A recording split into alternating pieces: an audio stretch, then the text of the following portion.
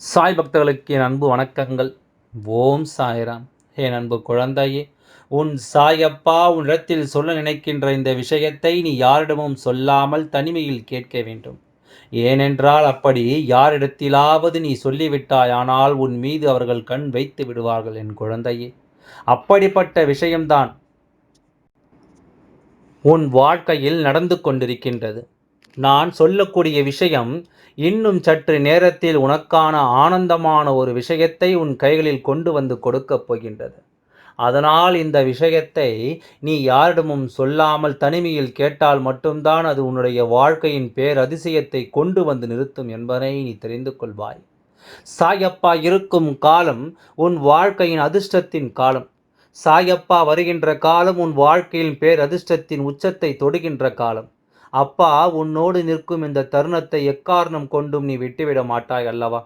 அப்படி இருக்கும் பொழுது நீ இந்த தருணத்தில் உனக்கென பெறக்கூடிய இந்த ஆச்சரியமான விஷயம் உன்னை சுற்றி இருப்பவர்களுக்கு தெரிந்துவிட்டது என்றால் நிச்சயமாக கண் வைக்கத்தான் செய்வார்கள்.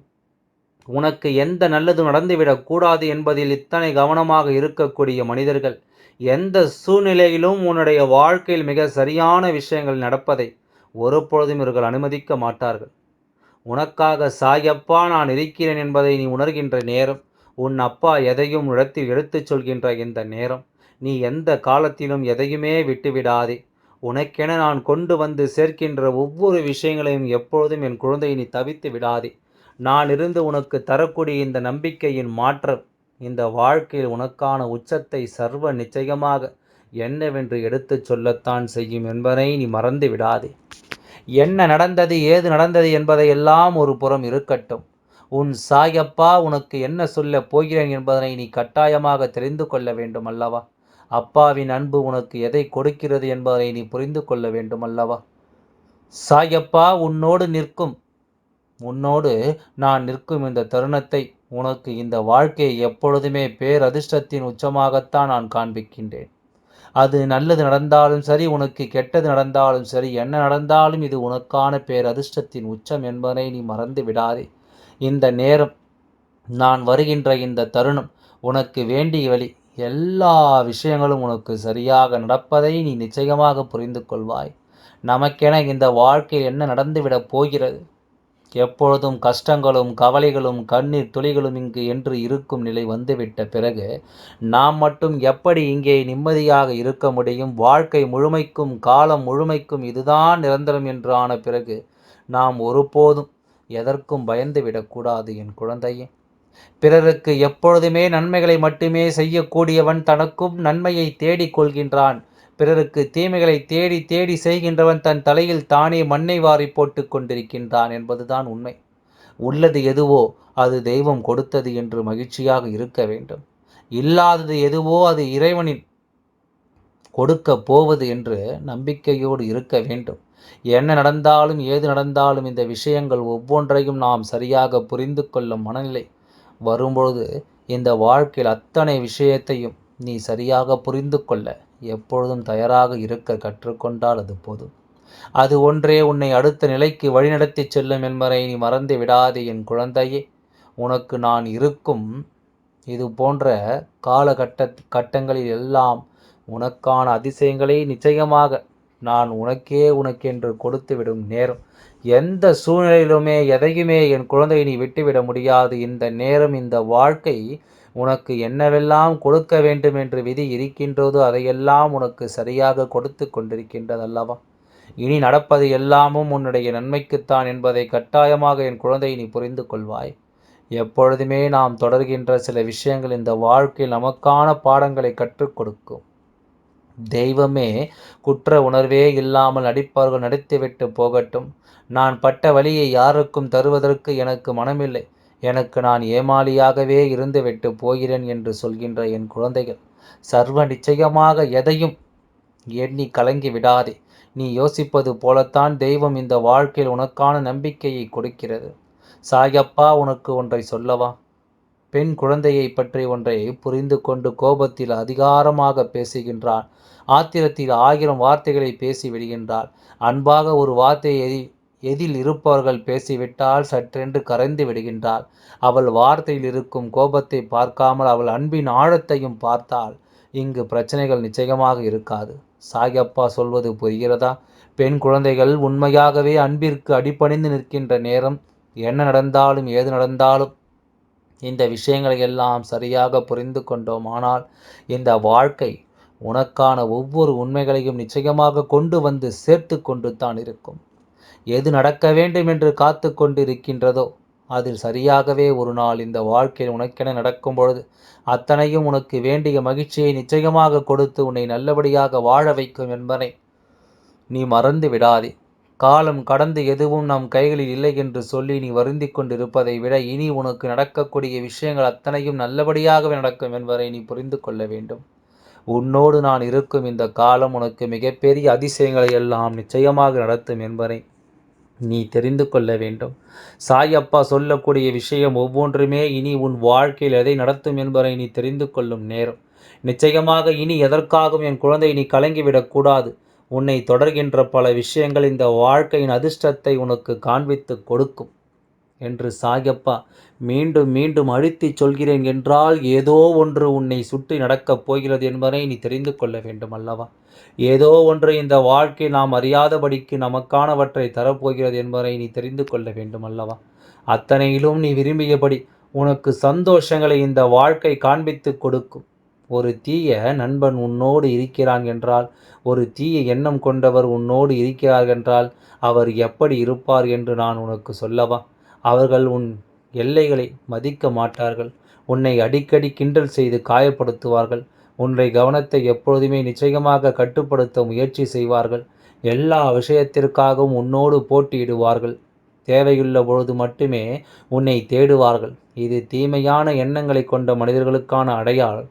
தீய எண்ணங்கள் கொண்ட மனிதர்கள் இப்படித்தான் இருப்பார்கள். தீமையான விஷயங்களை இப்படித்தான் மற்றவர்கள் மத்தியில் இவர்கள் திணிப்பார்கள்.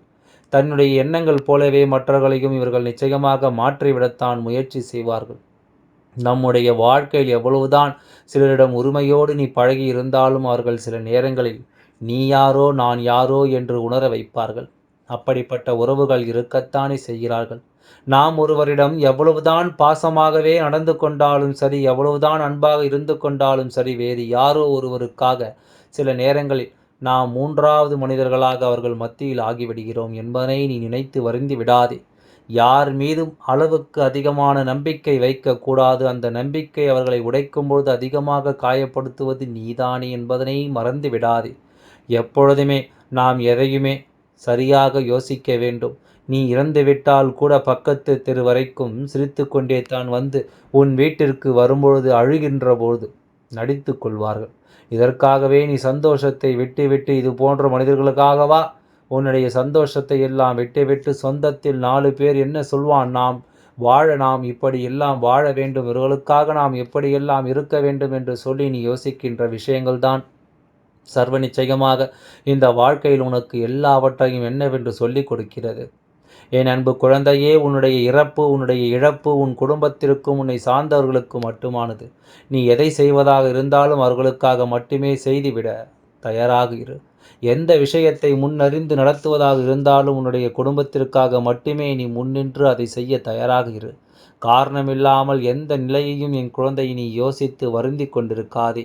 உனக்காக நான் இருக்கும் நேரம் இந்த வாழ்க்கை உனக்கு நிச்சயமாக இது போன்ற மனிதர்களை எல்லாம் முன்கூட்டியே அடையாளப்படுத்திவிடும் என்பதனை நீ மறந்து விடாதே.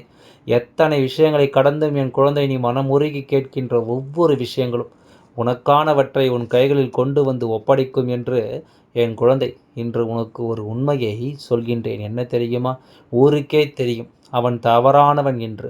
அப்படி இருந்தும் அவன் மேல் சாமி வந்தது என்று நம்பி அவனை சாமியாக வணங்கும் மக்களை பார்த்த ஒரு சிறுவன் சாமி மீது வைத்த நம்பிக்கை சற்று சந்தேகத்திற்கு உள்ளானது என்று சொல்லிவிட்டார். என் அன்பு குழந்தையே, நான் சொல்வது உனக்கு புரிகிறதா? தவறானவன், யாரையும் மதிக்காதவன், மற்றவர்களுக்கு கெடுதல் செய்கின்றவன், அடுத்தவர்கள் குடும்பத்தில் இளைஞர்களை உருவாக்குகின்றவன், தன் வீட்டில் நடப்பதை விட மற்றவர்கள் வீட்டில் என்ன நடக்கிறது என்பதை எட்டி பார்த்து கொண்டிருப்பவன். இப்படி ஒருவன் இருக்கும்பொழுது அவன் தன் மீது சாமி வந்து ஆடுவதாக ஒரு விஷயத்தை செய்கிறான் என்றால் நிச்சயமாக அந்த இடத்தில் தெய்வம் நின்று அவனுக்கு எந்த வகையிலும் உதவி இருக்காதல்லவா? ஆனால் அவன் அதையும் கடந்து அதை செய்கிறான் என்றால் அது தெய்வத்தையே அவமதிக்கின்றான் என்று தானே அர்த்தம். இது போன்ற எண்ணங்கள் கொண்டவரிடத்தில் தெய்வம் ஒருபொழுதும் வந்து நின்று விடுவதில்லை. இது போன்ற எண்ணங்கள் கொண்டவரிடம் தெய்வம் ஒருபொழுதும் நின்று எதையும் சாதிக்க நினைப்பதில்லை. பொதுவாகவே தெய்வம் ஒரு இடத்தில் ஒருவர் உடலில் இறங்கி மற்றவர்களுக்கு அருள்வாக்கு சொல்கிறது என்றால் அது நல்ல எண்ணத்தினால் மட்டுமே நடக்கக்கூடிய ஒரு விஷயமாக இருக்கும். இன்று இருக்கின்ற மனிதர்கள் எல்லாம் என்ன செய்கிறார்கள் தெரியுமா? சாமி வந்து ஆடுகின்றவர்களுக்கு தன் எதிரில் நிற்பவர் யார் என்று சரியாக தெரிகின்றது. குடும்பத்தை சார்ந்தவர்கள் என்றால் அவர்களின் கையை பிடித்து குறி சொல்வது தெரியாதவர் என்றால் ஏதோ போனால் போகட்டும் என்று திருநீர் கொடுத்து அனுப்பி விடுவதும், அதிலும் குறிப்பாக தன்னுடைய எதிரி மட்டும் வந்துவிட்டால் போதும், அந்த நேரம்தான் ஆக்ரோஷம் அதிகமாகும், கோபம் அதிகமாகி அவர்களை திட்டி தீர்த்து விடுவார்கள்.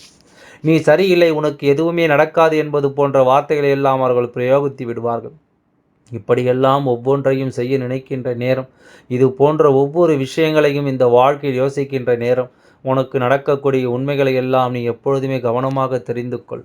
இது போன்ற மனிதர்கள் உன்னிடத்தில் வந்து நீ தெய்வத்திற்கு அதை செய்ய வேண்டும், இதை செய்ய வேண்டும், கோவிலுக்கு இத்தனை ரூபாய் கொடுக்க வேண்டும், இத்தனை ரூபாய் செய்து ஆக வேண்டும், எல்லாம் ஒருபோதும் நீ கண்டு கொள்ளாதே. ஏன் தெரியுமா? அப்படி நீ கண்டு கொண்டிருப்பாயானால் நிச்சயமாக அது உன் வாழ்க்கையில் நீ செய்கின்ற மிகப்பெரிய தவறாக மாறிவிடும்.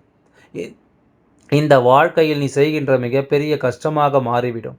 மிகப்பெரிய வேதனையை உனக்கு கொடுத்துவிடும். எந்த நேரத்திலும் என் குழந்தை நீ கஷ்டத்தை தாங்கிக் கொண்டிருக்கின்ற நிலைமைக்கு உன்னை தள்ளிவிடத்தான் இவர்கள் முயற்சி செய்கிறார்கள் அல்லவா? எந்த இடத்திலும் உனக்கு வேதனைகளை கொடுக்கத்தான் இவர்கள் முயற்சி செய்கிறார்கள் அல்லவா? அதனால் நீ சூதானமாக இருந்து விட வேண்டும், சுதாரிப்பாக இருந்து விட வேண்டும். எதனால் தெரியுமா? இவர்கள் உன் மனநிலையை கெடுப்பார்கள். உன்னை சுற்றி இருக்கின்ற விஷயங்களை எல்லாம் அழிக்க நினைப்பார்கள். நீ நன்றாக இருக்கக்கூடாது என்று நினைப்பார்கள். உன்னிடம் யாரும் பேசக்கூடாது என்று நினைப்பார்கள். நீ நன்றாக இருந்தால் இவர்கள் பொறாமைப்பட்டு உன்னை கீழே தள்ள வேண்டும் என்று நினைப்பவர்கள் இவர்கள் மட்டும்தான். ஆகையால் நீ யாரை பற்றியும் கவலை கொள்ளாமல் உன்னுடைய வேலைகளை நீ தொடர்ந்து செய்து கொண்டே வா. உனக்கான வெற்றி நிச்சயமாக உன்னை வந்து சேரும் என்பதில் எந்தவித மாற்று கருத்தும் கிடையாது. எல்லாம் நன்மைக்கே. ஓம் சாய்ராம். நன்றி, வணக்கம்.